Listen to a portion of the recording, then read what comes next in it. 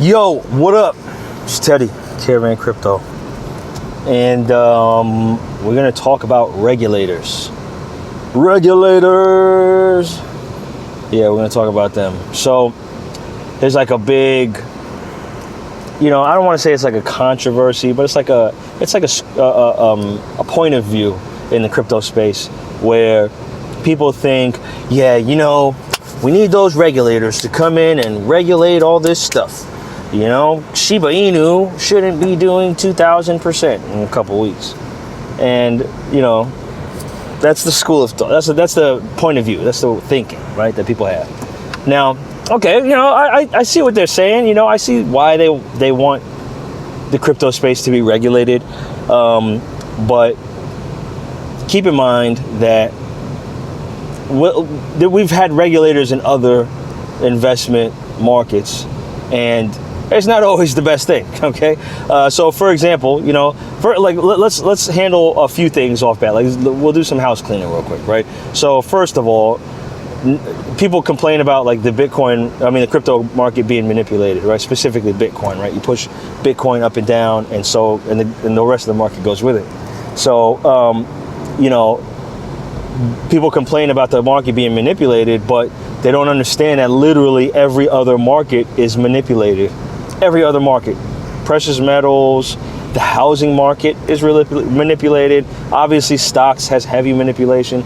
There's so much manipulation going on in other markets. And, in a technical and legal sense, right, manipulation is like the unfair influence and advantage over the markets and whatnot.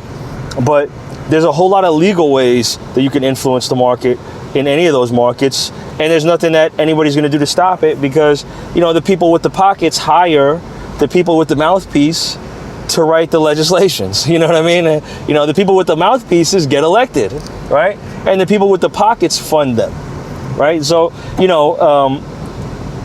they're written like that, and the legal traditional finance world has it operates within those boundaries to accomplish whatever goal it wants. Case in point is, let's say we take the GameStop jump off that happened, that whole situation with Wall Street bets and all that. The hedge fund was going to short GameStop. They blasted it all over the place, like, hey, we're going to short this company. And they were planning on picking it back up for pennies on the dollar once it went bankrupt, right? And picked it back up and then now own GameStop for cheap and made billions of dollars in the process, right? That's not a special situation. Like, we look at it as GameStop, Wall Street bets, and it's this crazy situation that everybody considers, this amazing opportunity for wild stuff to happen in stocks, as little investors in stocks and whatnot. But that was just Tuesday for them. It was just Tuesday. That was a Wednesday afternoon. It was slow. You know what I mean? That's just what they do. They've been doing that for decades. Killing companies and making a killing off those companies' stocks in the process, and then acquiring those companies later. You know what I mean? That's what they do, right? And so, think about that, right? And then the little guys all banded together, man. Think about this, right? It took a lot. I think there was like 2 million people in that Wall Street bets group or something like that. Some crazy number. And it took a whole lot of them to band together. It took that many of them to band together, and whoever their friends were, to try to push that price in the opposite direction, to kill the hedge fund who was over leveraging their stuff in the first place, right? Which means that they were basically betting money that they didn't have on the stock going down, because they were going to dump it, and them even putting out the short just told everybody else in the market, hey, just get out. All you little guys, you might as well sell your position now, because we're dumping this thing. And so as they sell their position, the price of GameStop just starts coming down, and it gets killed. You know what I mean? And that's the whole point. That's legal, right? Like that was public knowledge. Anybody can enjoy that. Anybody can anybody can learn that was happening and make a move based on that. They could go short it along with, that hedge fund. I think it was one hedge fund, and then another hedge fund tried to bail them out, and they lost money a day later, like a couple $1 billion. So anyway, I'm saying that to say, like, okay, like, where was the regulators there? I'll tell you where the regulators were there. The regulators came on and started to say, hey, yeah, Wall Street bets, we're gonna investigate whoever was running that and the people that were in it and blah, blah, blah, blah. There was another Twitter group that was also like tagging along with all that, and they were like, yeah, we're gonna investigate those players that were involved in this and coordinating this and blah, blah. You know, and it was, the regulators thought it was cool all these decades, you know what I'm saying, when these big hedge funds would short the stock you're in, the position you have in, you know what I mean, when they would tank a company that you thought was prospected to do well. You saw, you know what, it's going for cheap right now. Let me buy in. You know, this is a good time to buy. And they decide, you know what, it's cheap, and we're gonna kill it. We're gonna pick it up for nothing. We're gonna pick it up for free and make money on it. Right? Regulators didn't have no problem then. How come they got a problem now? Right? And that's what we're talking about when we're talking about regulators coming into the space. You want these kinds of people, right? Like, so that there's a perspective that has some kind of wild notion, which is not even based on anything. This wild notion that somehow regulators have some kind of true north moral compass. You know what I'm saying? And no, it's not the case, man. That is not the case. Look, do I want people to get scammed in crypto? No. If you've been watching my videos, you see me talk all the time about these low cap coins, these know nothing exchanges, you know what I mean? And I'm trying to tell you guys, look, just stay away from it. If you're a newbie, if you're playing with money you can't afford to lose, bruh, come on, cool. Be cool. Don't get involved in all that, because it can hurt you. You know what I mean? But, you know, the thing is that the market should dictate how the prices go. It's a market, you know what I mean? Like, the people who are buying and selling in the markets should determine, you know, where the price goes. Does the price go up or the price goes down? Bitcoin is just a fantastic example of just market, you know, price discovery, because it didn't. Almost every other coin, except for like a few of the, you know, early legacy coins, almost every other coin after that, though, especially when the ICO phase kicked in and everybody was doing those, you know, they introduced their coin and they gave it a price. And that's why when it hits the market, the price tanks. Not only are people selling because they feel like, you know, the price popped up, but it's an artificially derived price, because so the creator of the coin literally looked at the supply of the coin, right, and said, you know, I want to sell this for $1, because if I could sell like a quarter of them, I'll make 200 mil. You know what I mean? Or I want to sell this for 10 cents or 15 or 20 cents, because if I sold, you know, 10% of these things, I got $300 million at 20 cents. You know what I mean? This is the math that they do. And they give it an arbitrary price, and it pops onto an exchange, and there's not enough buy and sell volume to keep the price at that level, let alone push it up, right? There's just a ton of sell volume dumping it down, right? And so, you know, Bitcoin started at 0.00008 cents. You know what I mean? 0.00008 cents. There's no, like, it was nothing. It was nothing. Fractions of a, you get 12 Bitcoin for a penny at one point. You know what I mean? So in that case, the market pushing the price up to $60,000 or $38,000 now, this is pure market-driven pricing. Like, this is not manipulated. This is not, you know, or it is, like, the price fluctuation is manipulated, but the discovery of how much this is worth, not manipulated. Like, the market's deciding it. And that's how it should always be.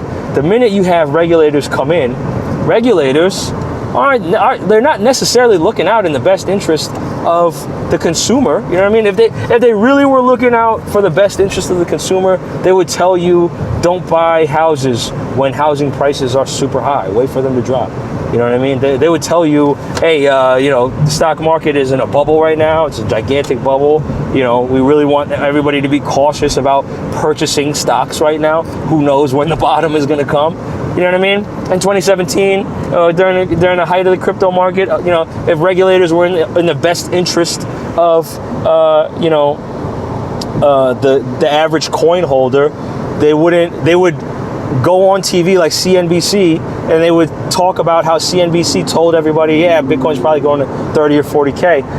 And they would have hit them with a fine or something, telling them like, look, you know, you can't do that, man. We're at the end of this market, and you're telling people to buy in. And CNBC, like, look, no serious investor is watching CNBC for advice, bro.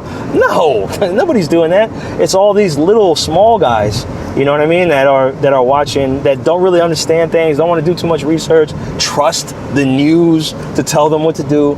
Like, these people are jumping into CNBC and getting advice, you know. And you can find the video, man. You know, the dude's on there talking about, looking at the chart. The chart is parabolic. It's literally going straight up.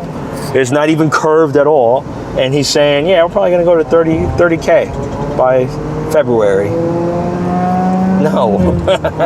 No, we're not, right? And so, you know, the regulators, like, they don't look out for the little guy or for everyday investors. They do protect the interests of those who can't, you know, fund campaigns. Man, let's just keep it real, man.